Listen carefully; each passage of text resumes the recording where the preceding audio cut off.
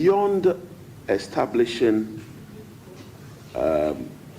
matrimonial courts and specialized courts to ensure speedy resolution of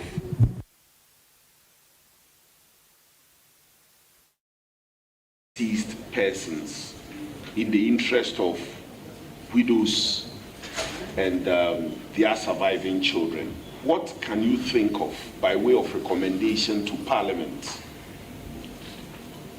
that we should do to ensure expeditious justice for widows and their surviving children? Yes, my lady, before you answer the question, we are enjoined to be gender neutral. So wherever a widow and children is referred to, particularly widow, let's use the appropriate phraseology, spouse.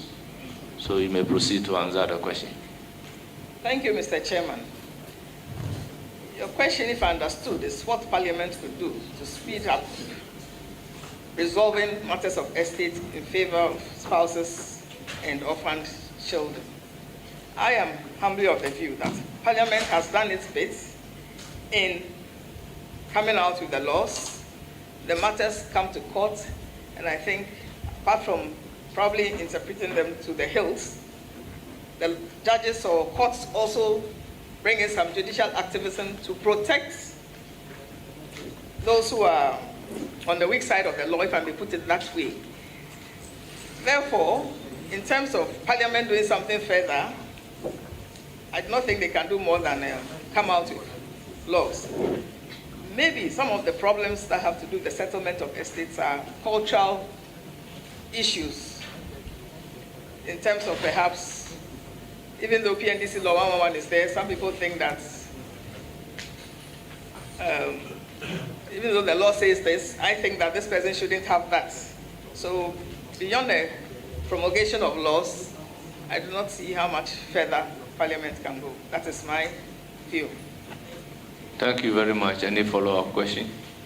My lady, so from your answer, Parliament has done its bit.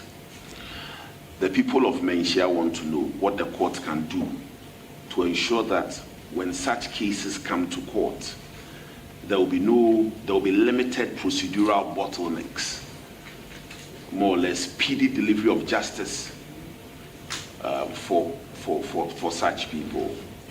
What can the court do? If there are procedural reforms you may want to recommend to ensure that such people get justice expeditiously, given the consequence of lengthy litigation on the properties and even the persons themselves, to the extent that some of them, their education is affected, their well-being affected. I mean, their lives. Yes, my lady, you have the floor. Thank you, Mr. Chairman. Very well. I believe that you are interested in how fast cases or matters to do with administration of estates are settled. I believe the Judicial Service has put in place courts that deal with matters of probate issues. On the other hand, I have been in courts, even at a time in the Court of Appeal, something came on appeal to do with a matter of estate. And as we say in the Children's Act, the children cannot wait, or even if not in the Children's Act. Since I was a magistrate, it was always one of mine. So things come up, maybe somebody's school fees are outstanding, something is hot and burning. The courts find ways of dealing with it. I do not think estate matters wait unnecessarily long, unless, of course, there are some contentious estate issues which may go on for a while. But generally, I think the courts do their best. Thank you. Any further follow-up? Well, I will give the floor to Honorable. Is it Asamoah? Boama, Honorable Boama. You are entitled to one question and a follow-up. Thank you very much, Mr. Chairman. Not Yao Boama, but Boama Nyako. I'm also Yao Boama. You're also Yao Boama. But Isaac against Patrick. Okay, then Yao Boama the first time. Yes, Chairman. Thank you very much, Chair, and congratulations, my lady, for your nomination. There's been a lot of discussion around the workload at the Supreme Court, which is leading to the increase in justices at that level. Now, we know the jurisdiction of the Supreme Court from its original to appellate and supervisory. There's a conversation around limiting the jurisdiction of the Supreme Court to terminate some cases at the Court of Appeal so that the Supreme Court can manage its original jurisdiction powers amongst other appellate matters. What is your view in terms of limiting the role or the functions of the Supreme Court to other matters and capping some cases at the Court of Appeal level? Thank you very much. Very well, thank you, Mr. Chairman. I am aware, or I realize that the load at the Supreme Court has gone or grown bigger with the years. Yes, it will be good if some cases terminate, let me put it that way, at the Court of Appeal, so that the Supreme Court will have maybe less load in that sense. I do not know whether that satisfies your question, or that's all of the question you asked. I think there was 2 in 1. I didn't quite. Chairman, thank you. Yes, you concur that it is possible to do a cap of or limit the jurisdiction of the Supreme Court to an extent, but in your reasonable contemplation, from all the jurisdictions that we've raised, which one do you think comes in handy, taking off the burden at the level of the Supreme Court, knowing that you are coming from the Court of Appeal and have risen through the ranks from magistrate up to the Court of Appeal now to Supreme Court? I'm of the view that some of the appellate load should be taken off. Maybe cases that begin perhaps in the magistrate courts could terminate at the Court of Appeal, and that will be it. Thank you. Yes, I will give the floor to Honorable Anthony Mia. I'm very grateful, Mr. Chairman. Welcome, my lady, and congratulations on your nomination. Accra. Right, okay, let's start with the legal aid. My first question would come from the legal aid. In your contemplation, do you think that the Legal Aid Commission has successfully implemented Act 977, which established the legal aid? Again, do you also think that in the case of the vulnerable and the marginalized, that the legal aid has succeeded in addressing their concerns for legal aid? Thank you, Mr. Chairman. I would not say that they have not succeeded. Rome certainly was not built in a day. The legal aid has its own issues in terms of funding, in terms of enough lawyers, and other peculiarities. And besides, I don't know how well spread they are in the regions, whether they are represented everywhere, and how many lawyers are manning it. So in terms of helping the vulnerable, there are many more people that need legal aid than the country has legal aid to offer. Thank you. Thank you. Follow-up question. If you have the opportunity to make recommendations to help the legal aid properly achieve its mandate of serving the poor, what are some of the recommendations you would make? Thank you, Mr. Chairman. One thing that comes readily to mind in terms of manning or staffing the legal aid, I would say that for fresh lawyers from school, they could be made to do their national service right across the country in legal aid offices. Maybe a certain minimum number posted, or depending on the size of the region and the population, maybe on that level. Where there's more, they need more. So the point is, if we can serve national service for young lawyers to go to legal aid offices. That will also fill in the gap. And the next time they finish, another batch goes. And I think we'll build the capacity and we'll be achieving what they're set out to do. Some may even stay on and make their lives in legal aid. Thank you. Now, my second question. Would you support a constitutional amendment barring the appointment or nomination of persons perceived to be politically exposed to the Superior Court of Judicature? Did I hear say, will I support, Mr. Chairman? Can he just, the question said, will I support the question? You see, in the recent past, okay, a school of thought has held the view that certain persons, I would give examples, persons who have held positions as regional chairman, constituency chairman, etc., of political parties. For instance, it could even be a former minister of state. All these persons are described as persons that are politically exposed.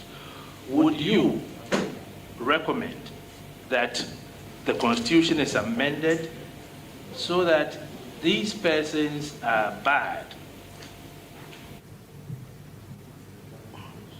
Exactly, from joining the... Very well. In other words, the Constitution is silent on that now.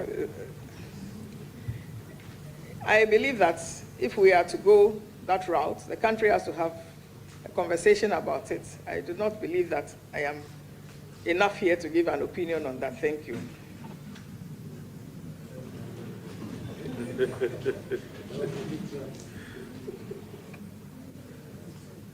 Please, your third question. Thank you. So my follow-up question then.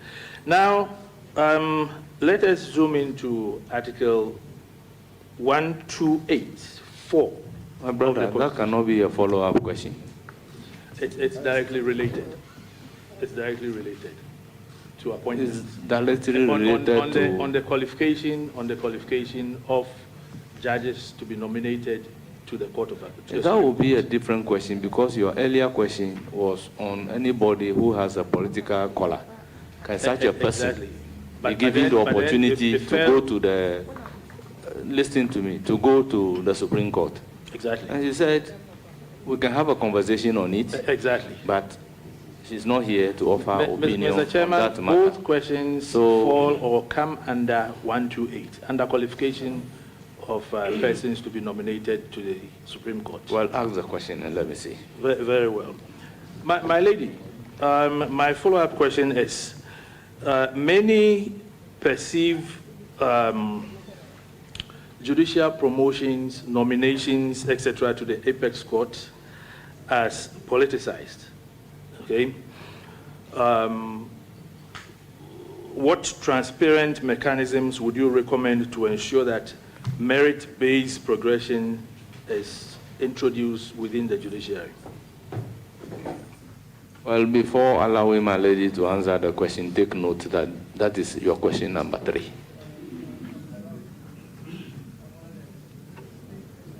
Very well. Your good self expressed the view that many perceive. From where I come from, I've been in the service for 28 years. I have worked from as young as being a magistrate, and at every time I believe that I have worked hard, and by dint of hard work, I am where I am. I do not see the politicization in the appointment of Superior Court judges. I may even use myself as a good example. I was promoted to the Court of Appeal in 2019 by the other administration, and like a thunderbolt, minding my own business, I am here by the grace of God. Thank you. I'm very grateful. That will be all for the nominee. Thank you very much, Honorable Member. I'll proceed to give the floor to Honorable Aliplima Korogo. Thank you, Chairman. Congratulations, my Lord. I'm always excited to see women get to this position. In fact, you're a role model and then we are all learning from you. Just a quick one. How does the law deal with properties owned by couples in divorce or death? Very well. I believe this House has still yet to pass the law on spousal property rights. But in the courts, anytime the courts have been challenged with the properties belonging to spouses, they have dealt with them in an equitable manner. I do not think the law is that just because you are a spouse, you are entitled to anything. You will be dealt with according to the law, and every case will be looked at on its own merit. It's either, even if it's contribution and it's in, let me say for lack of a better word, kind, it will be upon the facts. If it is both of you worked hard, if it is one person who went to take a loan, or if it was agreement that I will acquire my own property whilst I was married to you and you acquire yours. So at the end of the day, the law would always be fair and equitable in dealing with spousal property. That is what I can say.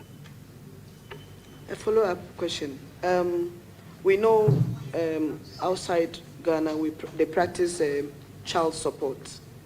I don't know if there's one existing in Ghana. If not, are you considering it? Thank you. Thank you, Mr. Chairman.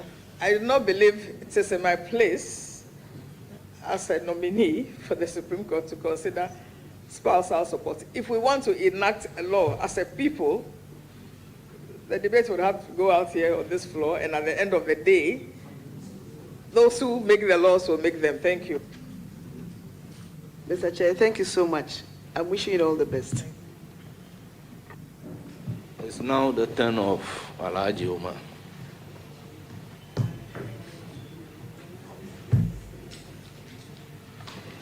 Thank you, Chairman.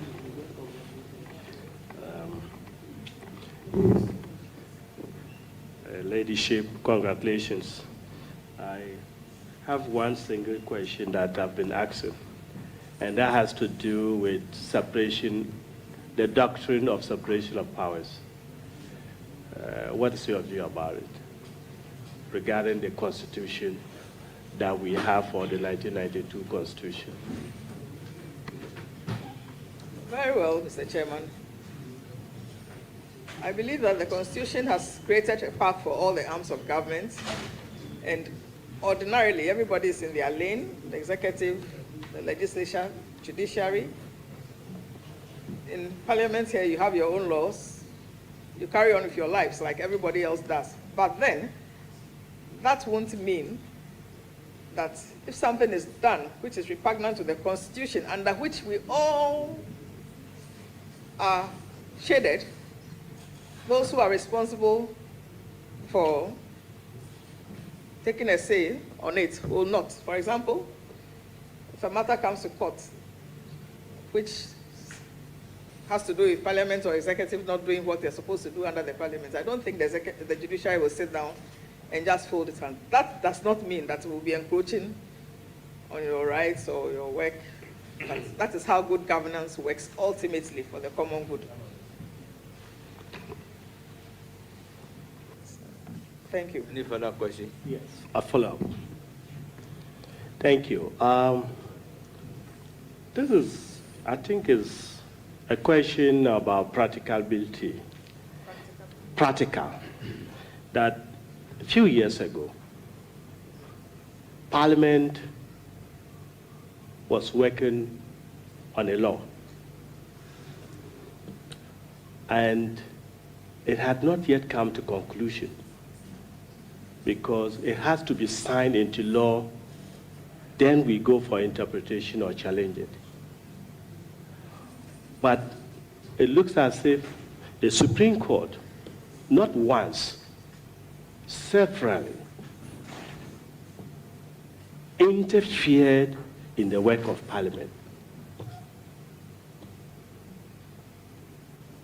I want to find out, if you are sitting there, Will you continue that? Well, are you talking in respect of the decision of the Supreme Court in Ezwame versus Attorney General? Ezwame versus the Attorney General?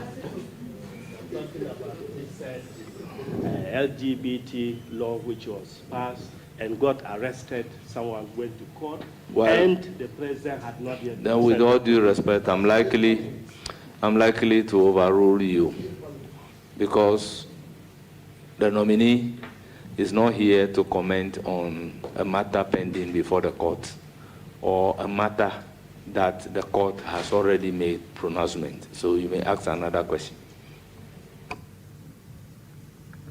Thank you, as I guided. Thank you. I wish you well. Thank you. I will proceed to give the floor to Honorable Patrick Yaobuama, the senior.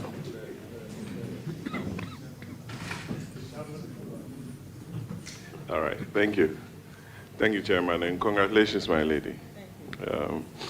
My lady, I think with your experience, you've read a lot about Chapter 6 of our Constitution on the directive principles of state policy.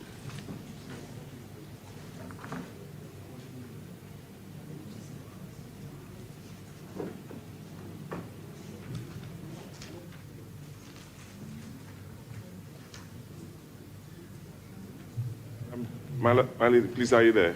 Yes, please. Especially Article 36 on economic freedoms and rights, and the fact that the president must, within 2 years, bring to Parliament his plan of development and what have you, asking for direct investment to come into the country.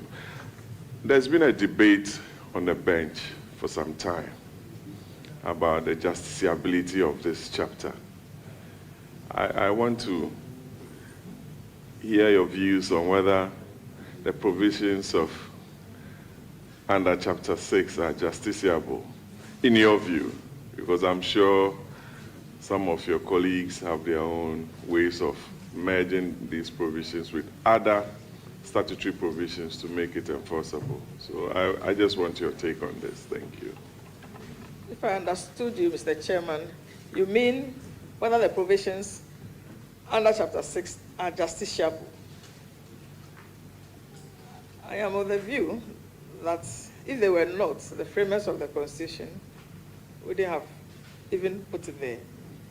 At the end of the day, the whole country is entitled to development.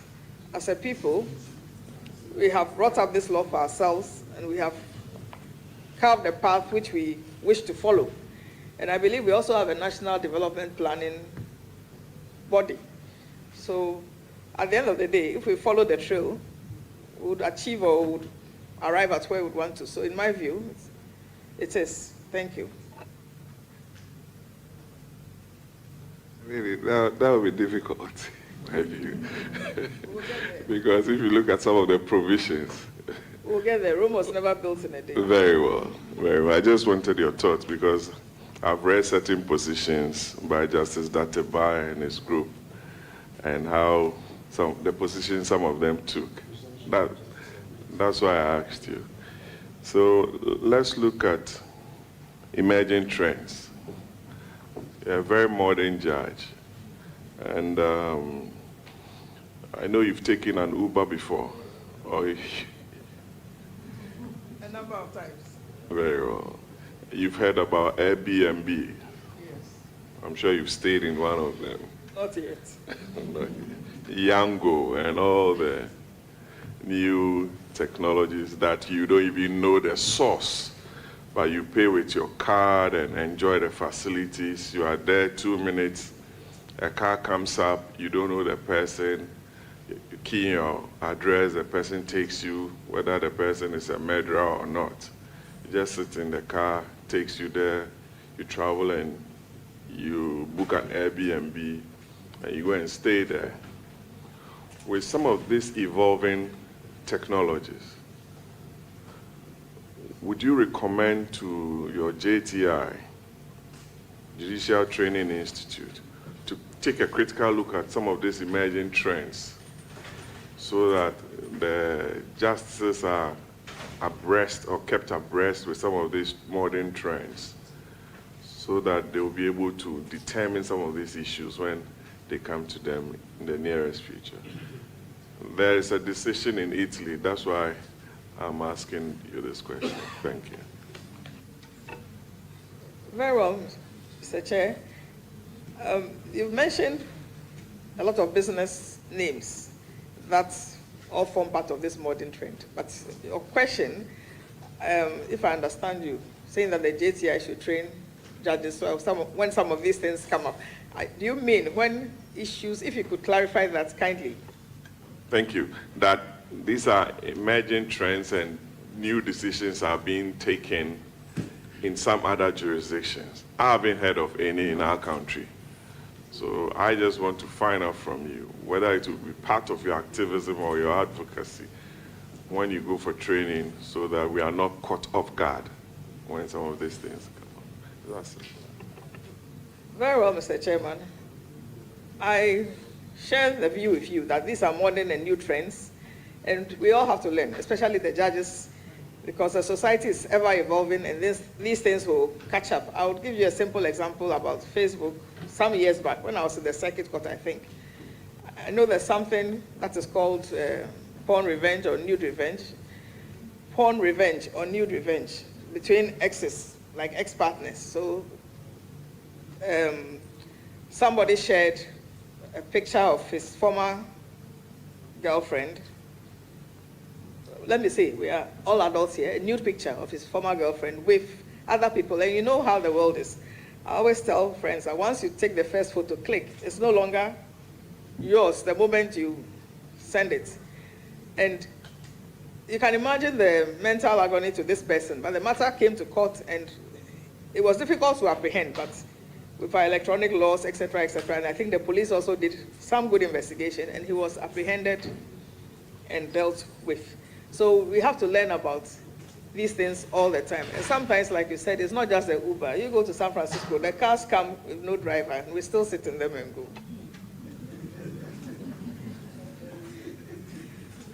Thank you very much, my lady. As for me, when the car comes and nobody is in it, I will not sit inside. I'll run away. No, we just go and observe the parade and run away. My lady, let's stay there and talk about media freedoms. The Constitution guarantees media freedoms, but there's little to talk about when it comes to content. People generate content, share them, discuss them, before you realize everything is out there. But they will tell you, oh, the press is not subject to any direction or control. Yes, but there are limitations within the media space anyway. Do you think, as a country and as Parliament, we haven't done so much with regards to regulations to ensure that the media is kept within bounds and within the Constitution so that our image as a country and as individuals are well protected and respected within the media space? Because a judge will wake up in the morning and find his or her picture on the front page on a matter that he or she has sat on. You wouldn't know where that journalist or media house got the judge's photograph, but it will be there. And maybe even the ruling that the judge gave is not well reported, it's skewed in a way. Those are things that I believe do worry some of you as justices of the court.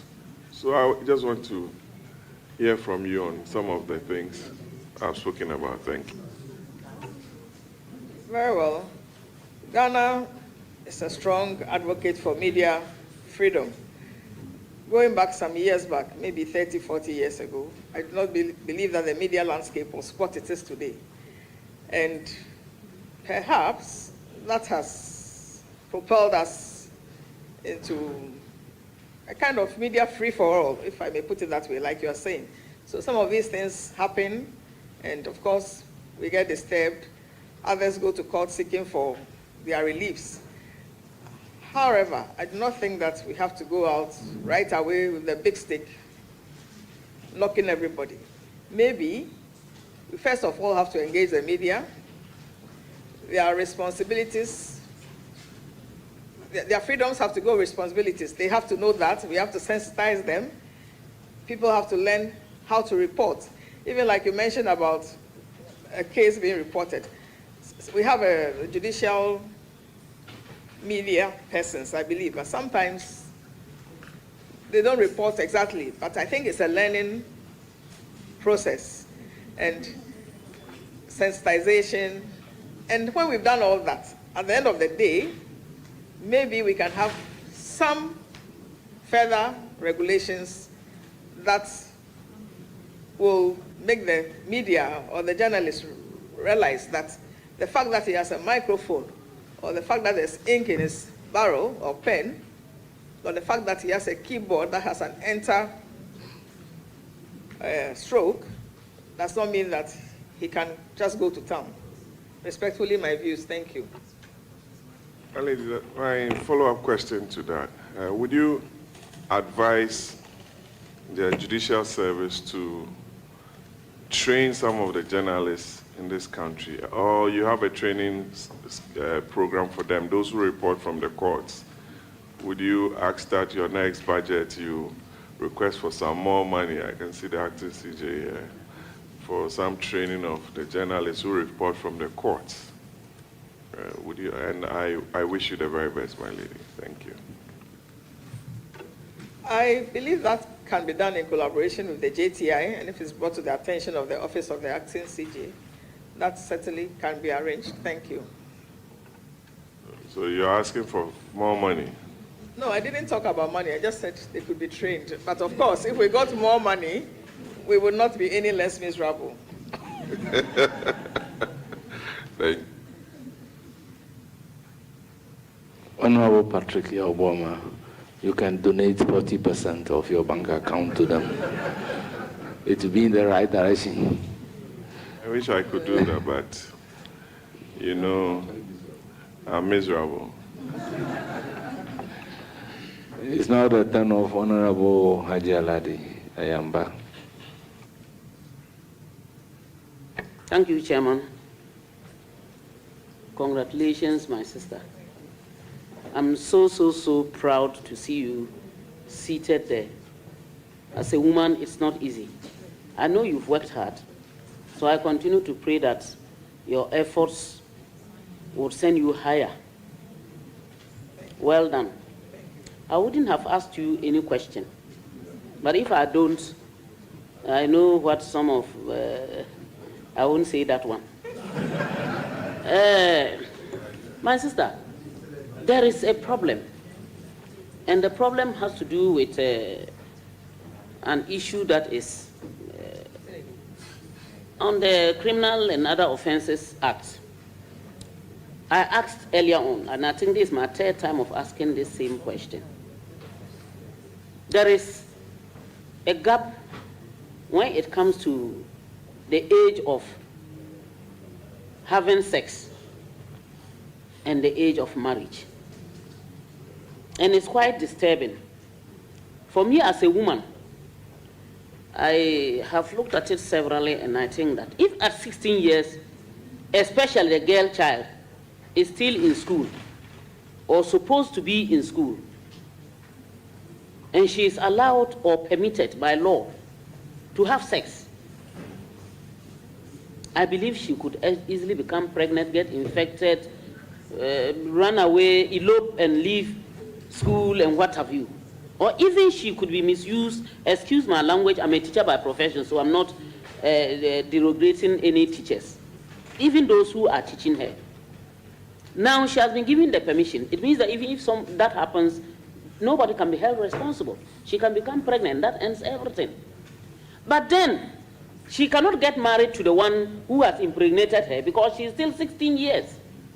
Because the law says that 18 years before she can get married. The gap between 16 and 18 is a very big problem. 2 years, it's not a small thing. The child would have started even running around if she becomes pregnant, but she's not married. How do we reconcile this issue? My question is, how are we going to make sure that the girl either shouldn't have sex when she's 16 because of all these things we have identified, or the girl can marry? I'm referring to the girl mostly because I've seen that the issues are mostly on the girl child. Or she should wait until when she's 18. What do we do as women to help them, whether the girl or the boy? Very well, Mr. Chairman. If my memory serves me right, I think this gap was even bigger when I was a junior judge. It was probably 14 something, if I remember. I may be wrong, but it was bigger. You are perfectly right with what do we do with the gap. It has to do with the law and it has to do with morality. Sometimes it is very difficult to legislate issues that border on morality. If somebody can have sex at 16 but cannot marry, what is the whole point? All the dangers are there. I mean, I can't imagine when I was 16 and what? I was reading for my O-levels. I believe when you say what can we do as women, you didn't say what can you do as lawmakers. But I can say what can we do as women, sisters, mothers. I think education is a natural contraceptive. The longer the girl child stays in school, the longer it will get to the point of settling down to have a family. It doesn't mean that, I'm not saying that everybody should go to school and become a judge or a doctor or a lawyer or something, but even if a girl child grows up to become a young lady, has to do some training to learn cookery or sewing, all those are training times and they keep you rooted and focused. So that is one of the things that can be done. But if we move the gap and we even make it 18-21, I am sure we'll come back and have the same conversation. So you cannot keep on legislating. There are other ways, like I've mentioned, that this problem can be solved. And then education should go out there to families, to our brothers, our uncles, our teachers, our granduncles, that we must leave the girl child to grow up and become the woman that we expect them to be. Thank you. Thank you, Chairman. When I started asking this question, I want us to all know how difficult it is.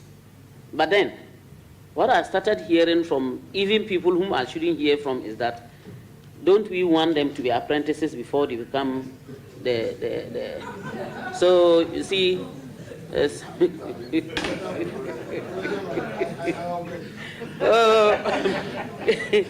I want to just say, no, we don't want them to be apprentices. But then, that's on a lighter note. Let me thank you very much for coming up with a suggestion.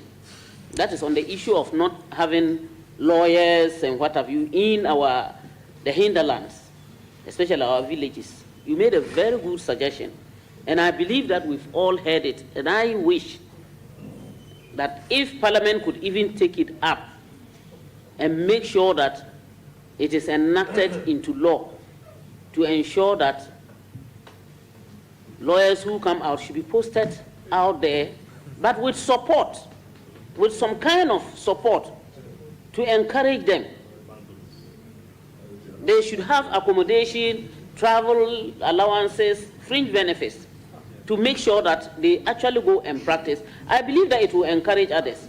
And I think that you made that point. It made my day. So thank you very much. And then I wish you all the best. I pray that you continue to rise. Inshallah. Thank you. Thank you. Thank you. Thank you very much. I will proceed to give the floor to Honorable Kweku Riket-Hagan.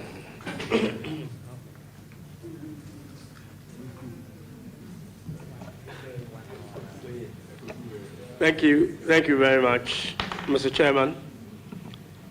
And my ladyship, congratulations. Thank you. I have perused your CV like everyone has. And actually like the idea that you went to St. Monica's. It's a school that I know very well because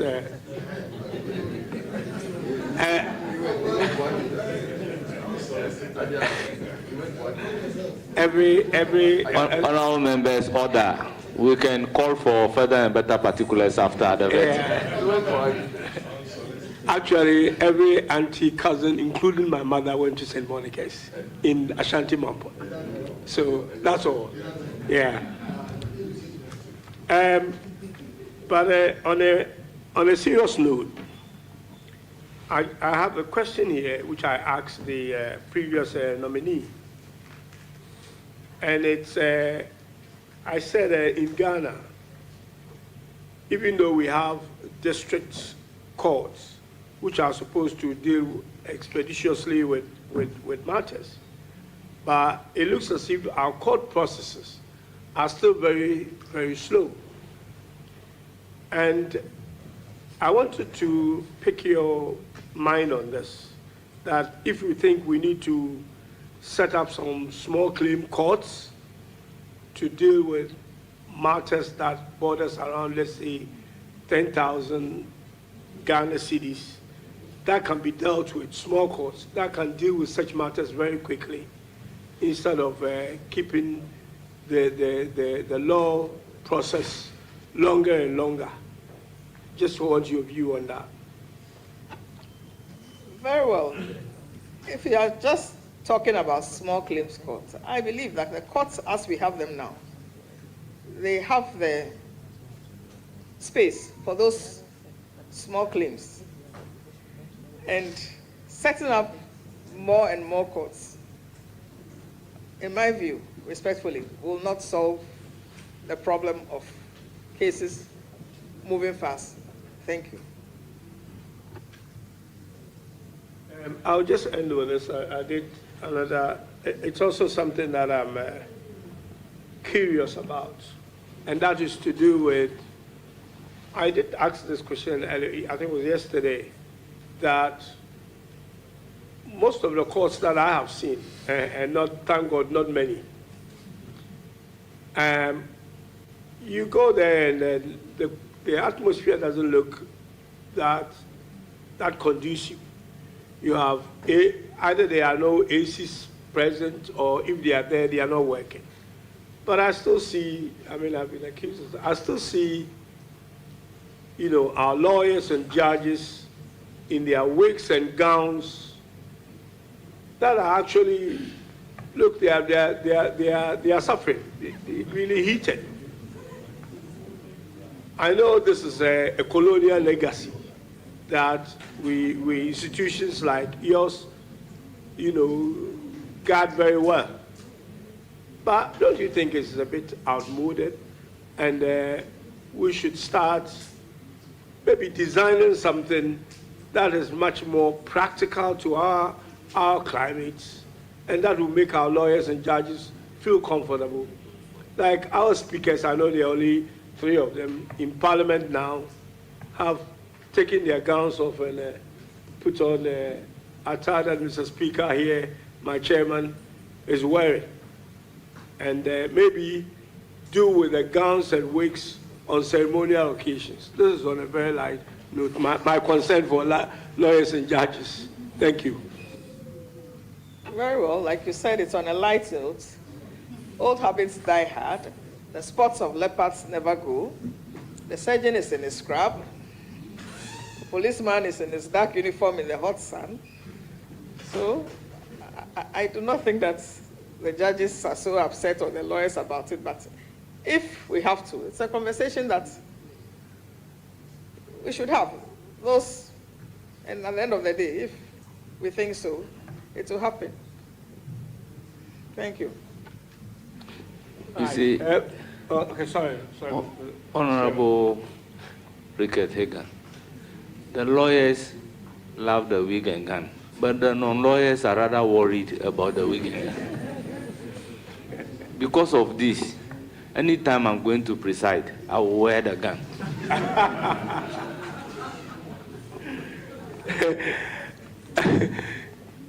My ladyship, congratulations once again. And I wish you well. Thank you, Mr. Chairman. Thank you so much. I will proceed to give the floor to Honorable Jerry Ahmed Shaib. Thank you very much, Mr. Chair. My lady, you are welcome. Thank you. And congratulations to you. My lady, so you are known to be honest. You are also known to be friendly, industrious, ambitious, and you are a grammarian. You are a grammarian. I mean, you're somebody who has very good skills in writing grammar. That's a report I read. I just want to find out how you came by all of this. Mr. Chairman, thank you. Well, I say fortunately, my parents were both into education. My mother was a teacher. I followed her to class 1. I started reading early, writing early, went through school, and ended up reading English for my first degree in literature, and taught it for about 8 years. So maybe that is the explanation. Thank you. So, on the issue of you being honest, and having practiced for about 3 decades, as having been on the bench for about 3 decades, from the district court to the circuit court to the high court, the appellate court, now, to the appeals court, now to the Supreme Court.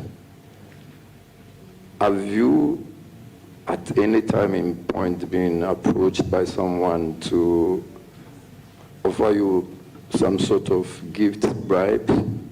And what was your posture? What did you do about it? Maybe 25, 26 years ago, maybe I can't remember totally, but when we started as young magistrates, sometimes you go to a court and you have to develop a certain posture because people watch you and then people come and try and play tricks with you. But the moment you also send them the body language that you're not here to play monkey games with them, that's the end. So I wouldn't say directly somebody has come to, but we live with people, people get to know you. Integrity is everything. What you do in the daylight and what you do in the night, they are the same. So I wouldn't say that somebody has walked up to me or gone through somebody directly to come to me. Thank you. So my second question. So having still been here for about 30 years, what recommendations would you make in reference to judicial reforms and why? When you talk respectfully, Mr. Chairman, judicial reforms, will that mean to do with the actual courts and administratively? They are all encompassing. Very well. To do with judicial reforms, many or oftentimes people complain about the slow pace of trials or court work. I won't say that. I will say that the judicial service I entered 28 years ago is not the same as today. For example, the lower courts, I don't think I ever saw a recording equipment in my court. We wrote laboriously, but times have changed. To have great reforms, we need to put in the infrastructure. If we talk about even e-justice, e-justice does not operate on steam, for lack of a better word. We need to put in the network. And many times we find that a lot of things, we keep them in Accra for lack of finance to expand. So for judicial reforms, they should be across country. If we talk about cases moving fast, efficient, speedy trials, it shouldn't happen in only maybe the law court complex. It must happen across the nation. That means that there must be massive injection of funds. So judicial reform does not come cheap. That's the first thing. We need massive injection of funds if we want to run an e-justice system.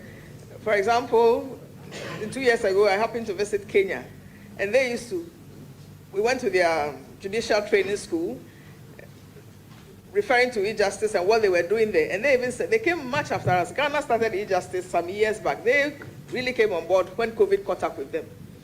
And at a point, their Supreme Court even sat when one member was outside the country.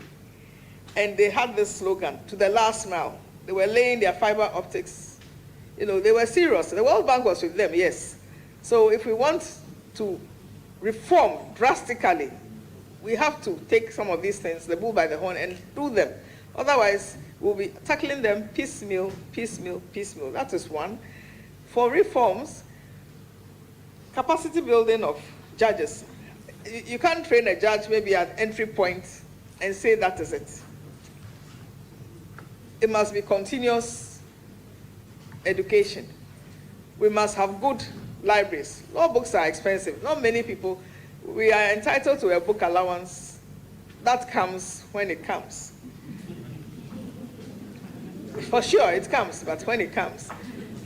And I am sure the book allowance will not buy too many books. So fair enough, if we can't buy too many books individually, we must have a well-stocked library where judges can go and have reference. Otherwise, we have to pay for these online libraries, even if it can be done for maybe the service and everybody can access it. Those are some of the things that will equip the judges to give off their best. Immediately, those are the two I can think of. Thank you. Thank you, Milady. Milady, I picked up the e-justice part that I'm excited about. If you had your way, what exactly would you recommend that we execute in reference to e-justice?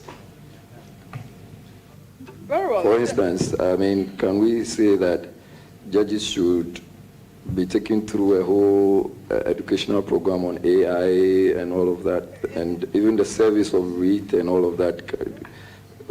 Are we looking at any new ways of doing so? E-justice is a complete package. It's not new to the judicial service. It is there, but it is being applied maybe to a limited extent. So I do not think that it is something new that judges have to go and learn. We build upon it as we go on. And talking about AI, I mean, AI has come, but that is not the immediate need of judges to deliver judgments. Already in the Western world, even with AI, lawyers are summing up and writing addresses for the bench, and some of the things that they bring from AI are completely, as we say in these parts, non-fact. So it's not a matter of AI. E-justice is where the things that we do in the physical world. Why should somebody sitting in Tamale who wants to sue somebody in Accra travel, whether by air or by bus, to come and file a writ in the registry? This can be done online. Evidence can be directly taken. Those are the things we are talking about. A judgment, even rulings. Why should people travel all the way somewhere to go for a ruling? They can be delivered online, etc., etc.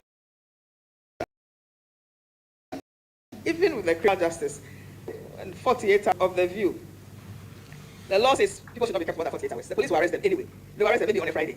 Don't keep them for 48 hours. The courts will only open on Mondays. For example, we could have a weekend court, but it does not mean that the court has to sit physically on weekends, like the housemen and the residents do in the Ministry of Health. If you know you are the judge on duty for the magistrate level this weekend, you know it. So between the hours of 4 p.m.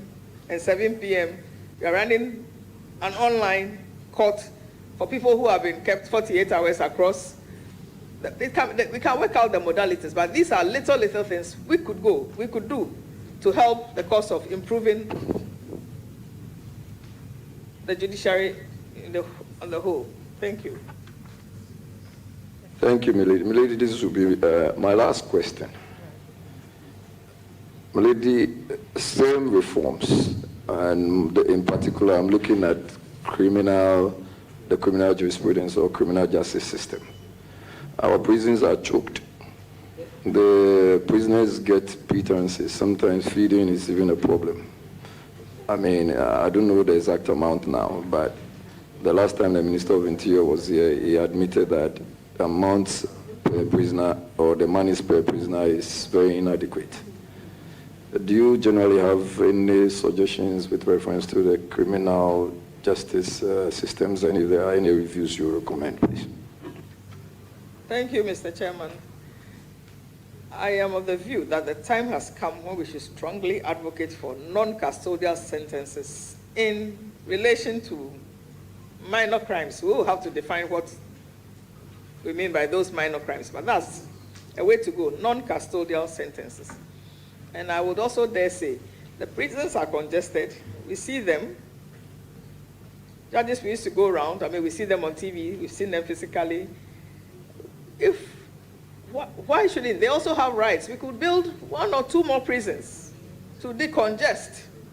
They are entitled to sleep like we sleep, not just be all squashed up like sardines. So, in my view, non-custodial sentences, and maybe a new prison or two, maybe one built in the middle of the country further up, one built somewhere.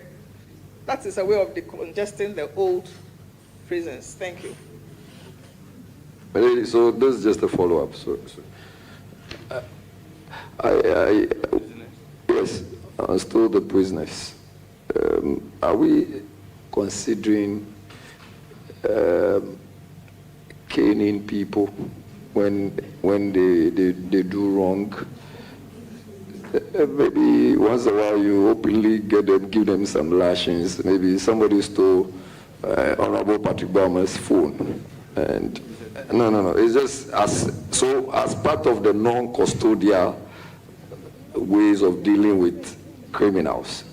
Can we suggest that caning should be proposed, and that when someone goes to steal a phone or yam or some an olunka of gari, and you can tell that this person is famished, and that's the reason why the person got. Can we cane those people? Is that a suggestion you would make? Honorable Chair, certainly not. Lady, I wish you all the very best. Thank you. Well, it's now the turn of the available leader, deputy leader. Are you also taking the place of the leader?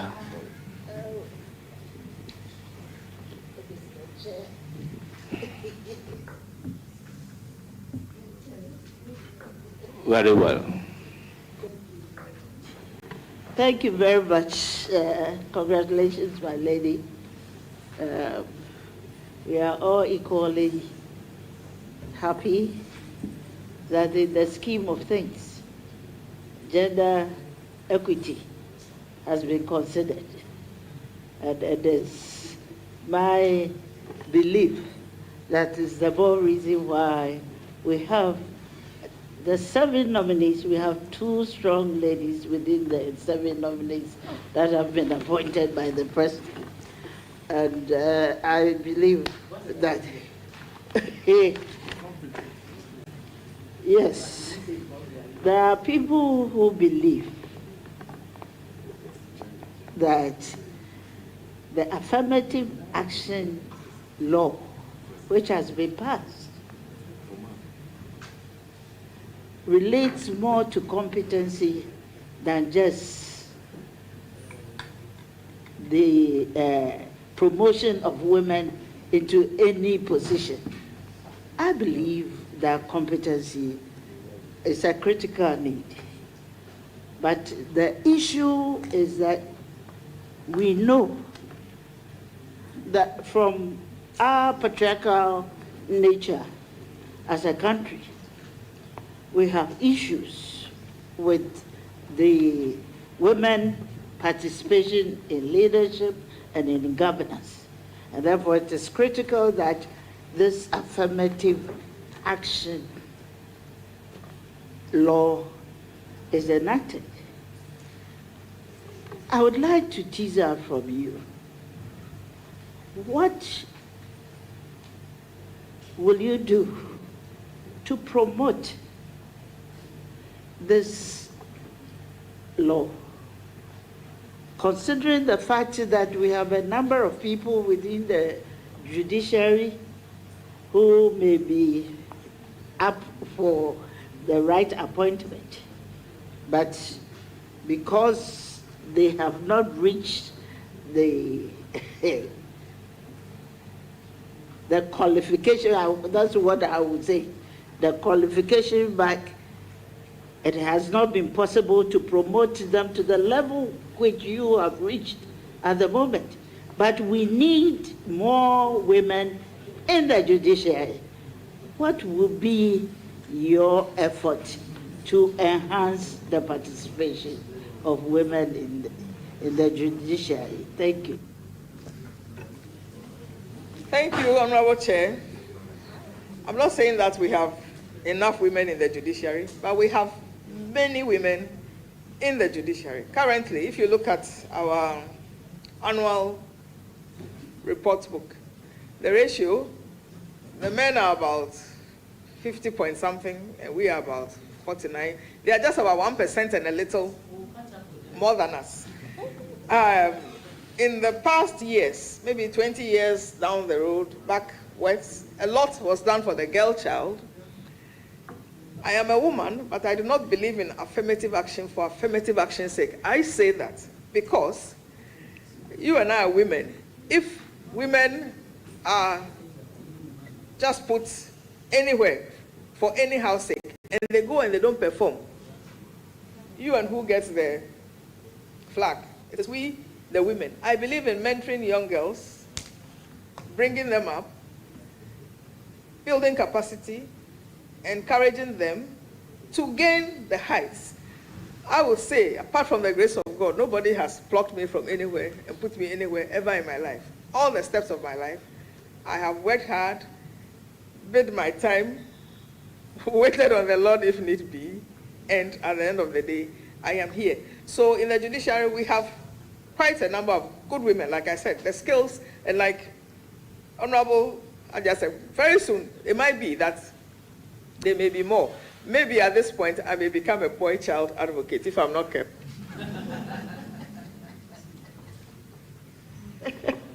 A follow-up. It's very interesting to mention that very soon you become a boy child advocate. And if I can get your sense well, it's all because of the kind of insecurity that our current male, the male youth are finding themselves, because they feel that we emphasize youth are finding themselves, because they feel that we emphasize on the female. But it is important that we bring every female into speed on this particular issue. We are never saying, and I need to underscore that we are never saying that promote any woman at all.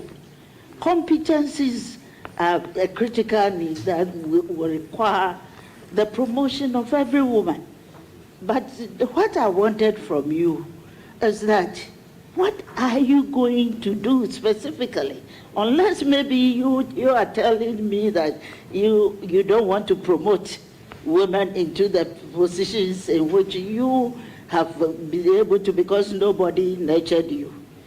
But that is what I wanted. You've named education as one aspect. There are also mentoring that you can also be looking at any point in time. I don't know.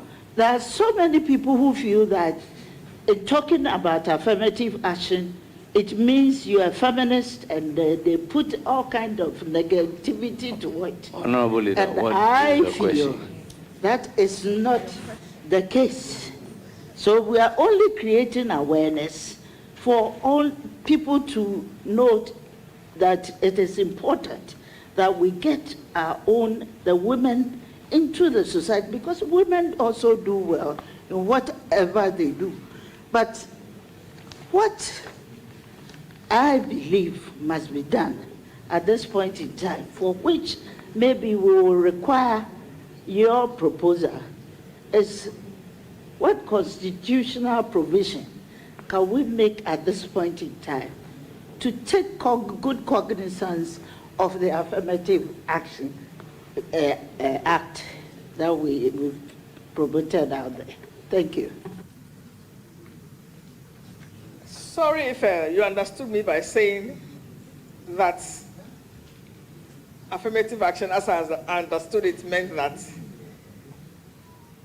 women should just be promoted for promotion's sake. I did not mean that. I said if that were to be the case and the woman didn't perform, we the women would not be happy. But asking me that what constitutional provision, I am of the view that women and men in Ghana have equal rights. I mean, we all start out at school. We are all encouraged to be the best of ourselves, gain the highest. In my little space, I have young lawyers, some of whom I've encouraged, who have become magistrates and circuit judges now. Others who are in law school, who are passed through my hands during internship, and I mentor them. At the end of the day, in my little space, those are some of the ways. And also, going back to the girl child, we encourage girls to stay in school. Education, education, education, education. Because education, in my personal view, did a lot for me. So that is what I have to say. Thank you very much. My lady, could you share some personal or professional obstacles you have faced on your journey to become a justice of the court, and how your story might inspire the next generation of legal minds? Thank you. Very well. Our work can be laborious, lonely, frustrating, and what have you. I mean, sometimes I look back when this nomination came and I just wonder whether this is me, because sometimes you have to sit up night after night after night to read and you never finish reading. Those were obstacles. Even sometimes to go to work. There was a time I worked in Tema, but there was no official accommodation in Tema. And I was not, there was no official accommodation in Tema, and I lived on the far edge of town, towards the West Hills Mall. I had no choice, and at that time, the N1 was under construction. I had to go daily, go at dawn. Sometimes you leave the house and the moon is still shining, and you have to cross Accra. The N1 was under construction. You have to go around Pambrose, Dansuma, Independence Avenue, come back to Petekwashi before you go on. I mean, I went through all that. There were very frustrating moments. And going to Tema, I come in every day on the motorway and all that. But resilience, I mean, tough times build resilience. That's what I'll say. So even though you have sleepless nights, you want to do what everybody's doing, you can't. You have to be very disciplined as a judge. Those are all obstacles. Maybe you want to go and sit somewhere, but you cannot go and sit at +233. You have to sit behind your books. And all your mates, like all my mates are retired now, and then you see all the wonderful things they can do and get up to, but you cannot. But at the end of the day, we are here and we are thankful to God.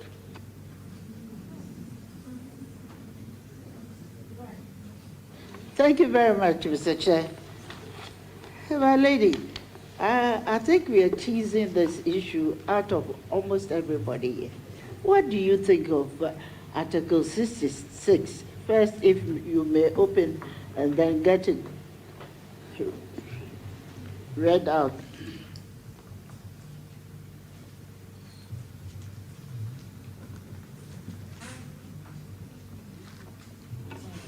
Mr. Chairman, did I hear her say I should read it out? Very well. And share your views with Very us. well. Term of office of president. A person elected as president shall, subject to clause 3 of this article, hold office for a term of 4 years beginning from the date on which he is sworn in as president. A person shall not be elected to hold office as president of Ghana for more than 2 terms. The office of president shall become vacant on the expiration of the period specified in clause 1 of this article, or B, if the incumbent dies or resigns from office or ceases to hold office under Article 69 of this Constitution. 4, the president may by writing, signed by him, and addressed to the Speaker of Parliament, resign from his office as president. Please, what was the follow-up question? What did I think of it? I think it's crystal clear.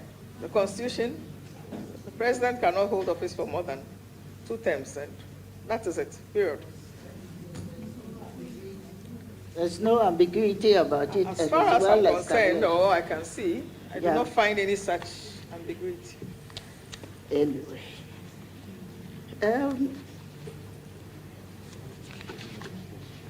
Yes.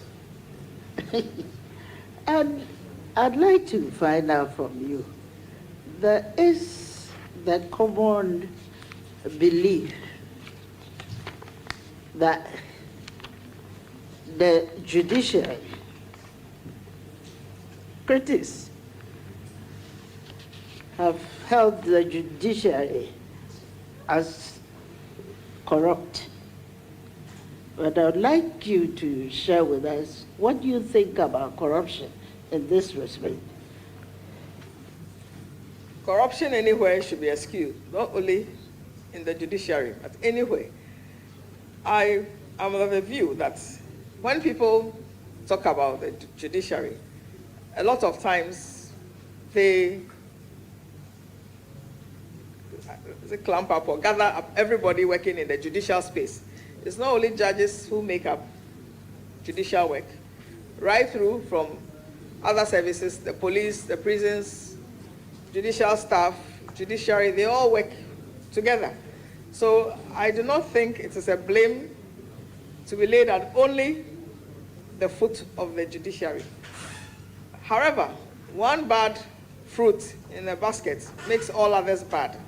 So I am humbly of the view that any presence or otherwise of corruption should be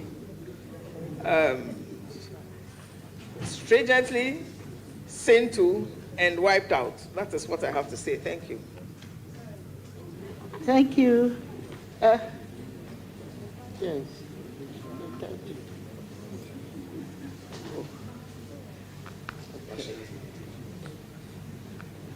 Well, my last question, my lady, that is, how do you balance respect for local cultural norms against international human rights obligations? Thank you.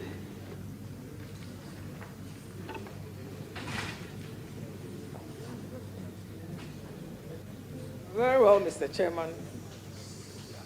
Did I hear you say, how do we balance local cultural norms against international human rights obligations?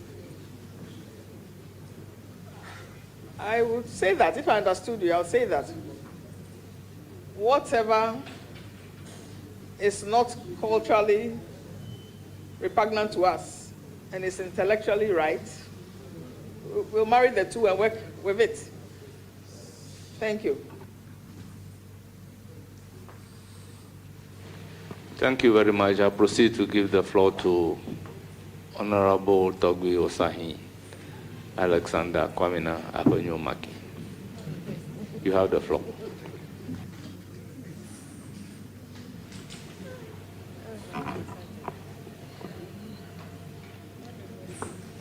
My lady, please, let us look at page 1 of your CV, your 5-page CV.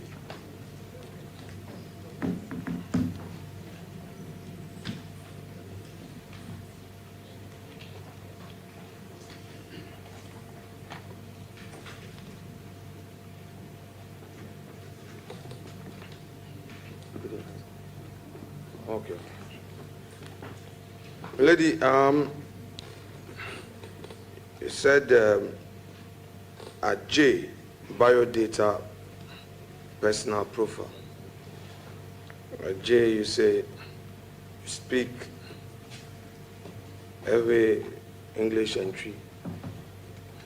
Yes, Mr. Chairman. Your tree, out of 10, 9 out of 10, 1 out of 10, 2 out of 10. 7 How out would of you 10. rate your 7 tree? out of 10. Oh, okay. Which of the trees you mean? The Ashanti tree or the Kwapim tree? Or your own standard tree? Received tree. Which one? Received tree.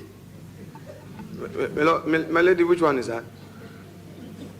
As I heard it being spoken around me, and I picked up.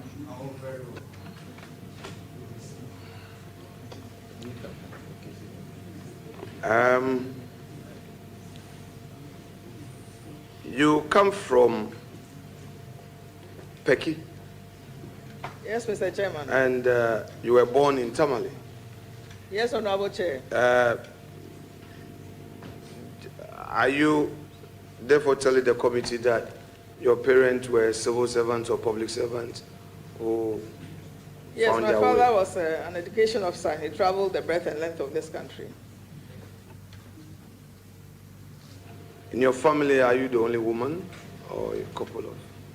My siblings, we are 3 females and 2 males. Are you the oldest or the youngest? I'm in the middle. Is the male older than you or younger? Respectfully, Mr. Chairman, one is older, one is younger.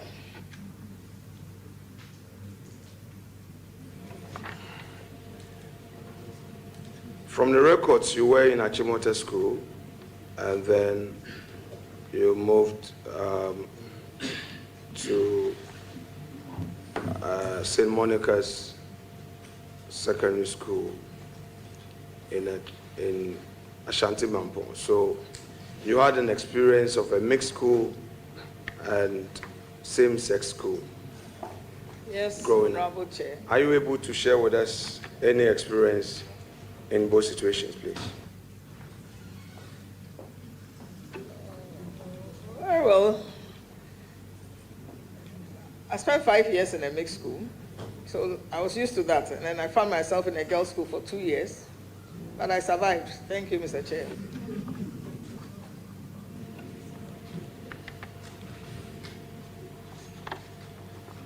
My lady, proud to your joining the bench,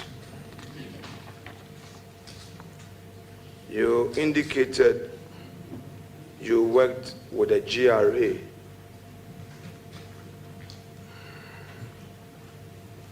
On your CV, page 3 or 5.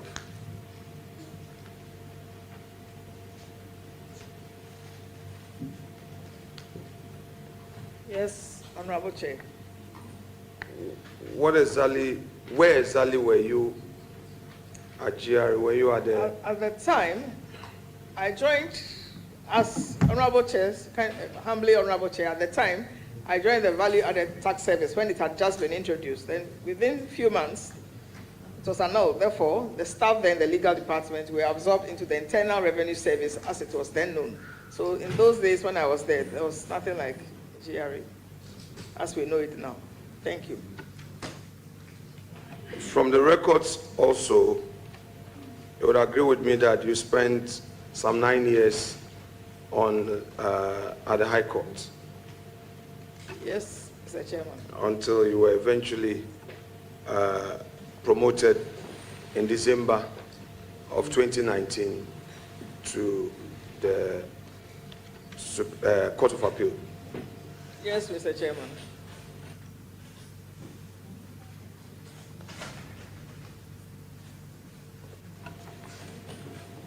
You also spent 6 years, 2004 to 2010, Circuit Court, but you don't indicate where you were. I was in the, respectfully, Mr. Chair, I was in the Cocoa Affairs Court.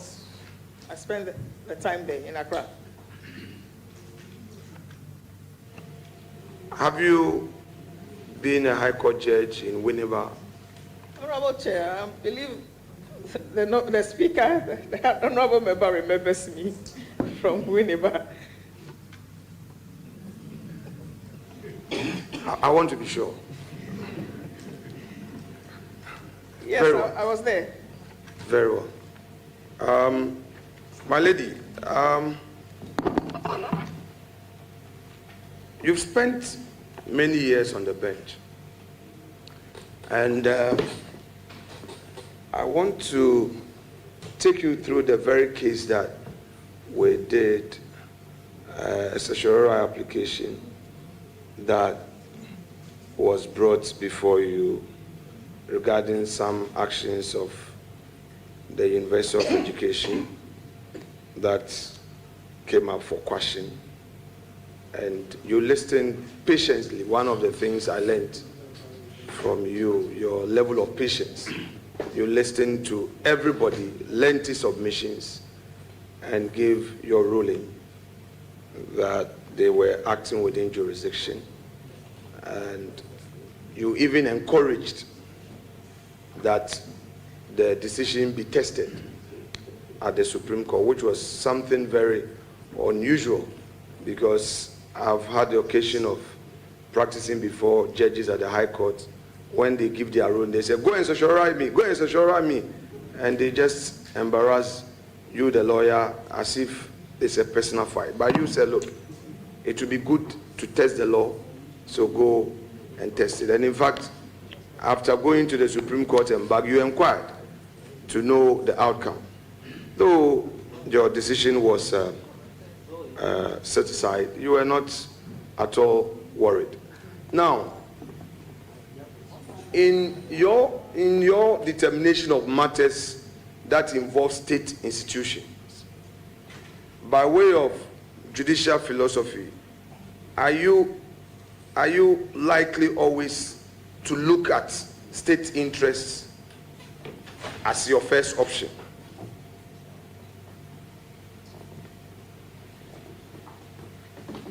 Are you likely to look at state interests as your first option in terms of arriving at a decision? Are you a pro-state person? Respectfully, I always pay fidelity to the law, so I will not say that I am a state person. Whatever comes before me, I'll look at the facts and look at the law, and I will be guided.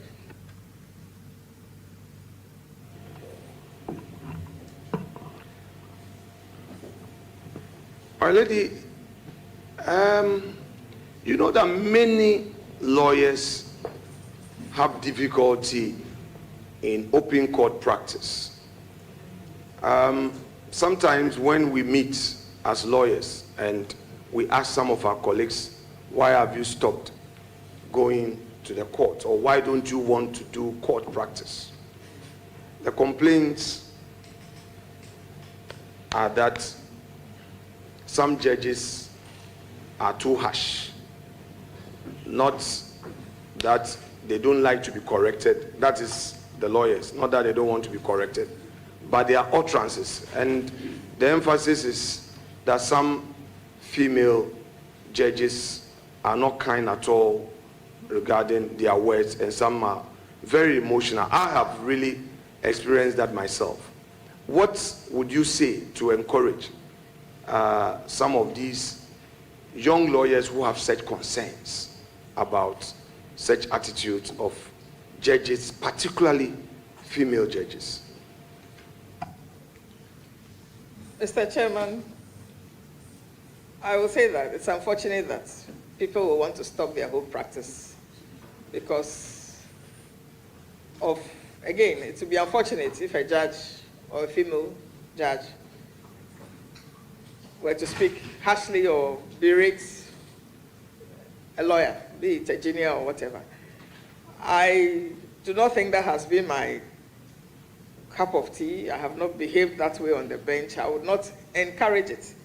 If I were to meet any lawyer who says he has stopped practice before that, I will encourage that person to go back and pick up the pieces and practice, and not to be deterred by such. Quite encouraging. Thank you very much. My lady, I'm going to take you through some few questions. These border on constitutional principle of equality before the law, especially in the context of calls for equal parental leave rights for men, paternity leave. And my main aim on this set of questions basically is to explore your understanding of gender equality and social justice reasoning.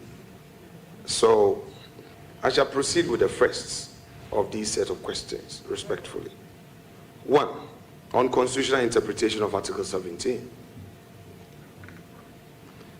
Article 17 of the Constitution guarantees equality before the law and prohibits discrimination on the basis of gender.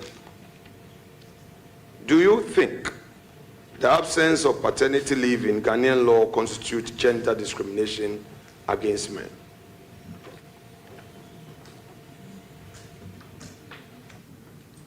Honorable Chair, thank you. To the extent that the men are denied it, that is some form of discrimination. Would you therefore propose a legislation, a parliament enactment, and not a court enactment to fill this gap?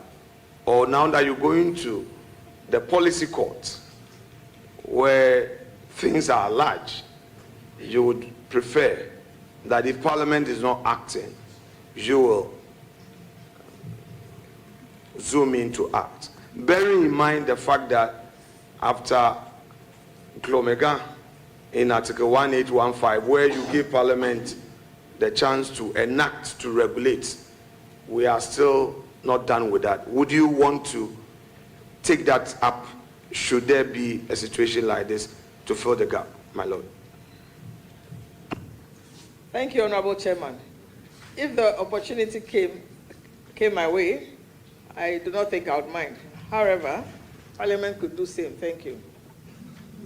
My lady, I didn't get the last part of your question. However, your answer, please.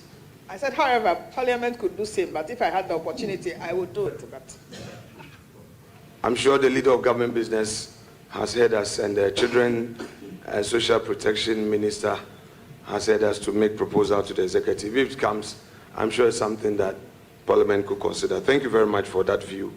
Now, on social rules and constitutional evolution, some have argued that exclusive maternity leave reinforces outdated gender roles and that equal parental leave will promote shared caregiving. From a constitutional perspective, how should the law respond to such evolving social expectations? thank you, Mr. Chairman. Did I hear equal paternity? What I'm saying is that there is a school of thought that exclusive maternity leave reinforces outdated gender roles, and that equal parental leave will promote shared caregiving. Now, from a constitutional perspective, you go into a constitutional court. How should the law respond to such evolving social expectations? I think a question ago, Honorable Chair, a question ago, the answers would fit into this. If we are to go forward and apply equal leave on both the paternity and the maternity side, we have the maternity leave already. We should then bring about the paternal leave so that it is equal. Both parents can share. Thank you. You are giving some good news to the men. Very well. Now let's also look at balancing biological realities with equality. On this score, I would want to pick your thoughts on this.